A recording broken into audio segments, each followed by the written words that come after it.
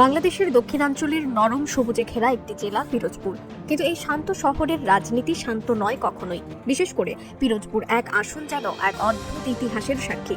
কখনো আওয়ামী লীগের দুর্গ, কখনো আবার ধর্মভিত্তিক রাজনীতির ঝড়। 1996 সালে সবকিছু বদলে যায়। আল্লামা দেলোয়ার হোসেন সাঈদী তার নিজস্ব জনপ্রিয়তায় জয় পান এই আসনে। সেই জয়ের পর থেকেই পিরোজপুরে জামায়াতের ভিত্তি শক্ত হয়। মানুষের মুখে মুখে ছড়ায় সাঈদীর নাম, একজন বক্তা, একজন নেতা, আবার এক বিতর্কিত চরিত্র। এরপর বিএনপি বুঝে যায় সাঈদীর জনপ্রিয়তাকে উপেক্ষা করা যাবে না, তাই পরবর্তী নির্বাচনে তার পক্ষে দাঁড়ায় তারা। কিন্তু এর ফলেই নিজেদের দলটা পিছিয়ে পড়ে, সংগঠন ভেঙে যায়, তৃণমূলে নেতৃত্ব দুর্বল হয়। তবুও পিরোজপুরে বিএনপির ভোটার আজও আছে অনেক, হয়তো নীরব কিন্তু অদৃশ্য নয়। এখন সেই আসনেই আবার আলোচনার কেন্দ্রে এক নতুন নাম, মাসুদ সাঈদী।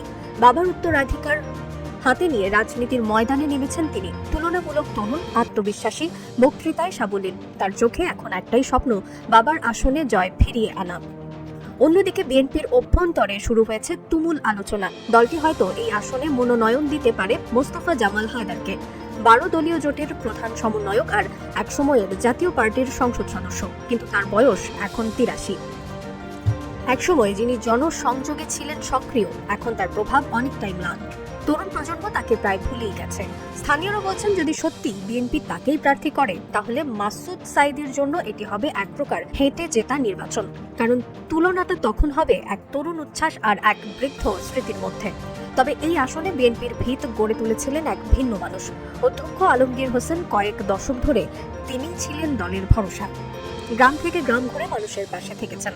অনেকের বিশ্বাস, যদি বিএনপি তাকেই প্রার্থী করত, তাহলে লড়াইটা হতো সত্যিকারের প্রতিদ্বন্দ্বিতাপূর্ণ। এছাড়াও মনোনয়ন প্রত্যাশীদের তালিকায় আছেন সাংবাদিক হাফিজ আল আসাদ সাইদ খান, যিনি জুলাই আন্দোলনের সময় নিখোঁজ হয়েছিলেন, জেলা বিএনপির আহ্বায়ক নজরুল ইসলাম খান ও সিনিয়র যুগ্ম আহ্বায়ক এলিজা জামান। সবাই চান দলের আসল নেতা যেন দলের থেকেই উঠে আসে। কিন্তু বাস্তবতা হলো, বিএনপি এখন জোট রাজনীতিতে বাধা। শরিকদের ছাড়তে হবে প্রায় 40 থেকে 50টি আসন। তাই পিরোজপুর এক আসনে মোস্তফা জামাল হায়দারের প্রার্থী হওয়া প্রায় নিশ্চিত বলেই মনে করছেন রাজনৈতিক পর্যবেক্ষকরা। যদি তাই হয়, তাহলে মাসুদ সাঈদীর জন্য পথটা হবে অনেক সহজ। মানুষের মুখে এখনই ফিসফাস, নির্বাচনের আগেই যেন জয় নিশ্চিত হয়ে গেছে তার। পিরোজপুরের চায়ের দোকানে, বাজারের আড্ডায়, এমনকি মসজিদের সামনে সবখানেই চলছে এই আলোচনা। কেউ বলছে ইতিহাস আবারও ফিরে আসছে, কেউ বলছে এটা নতুন অধ্যায়ের শুরু।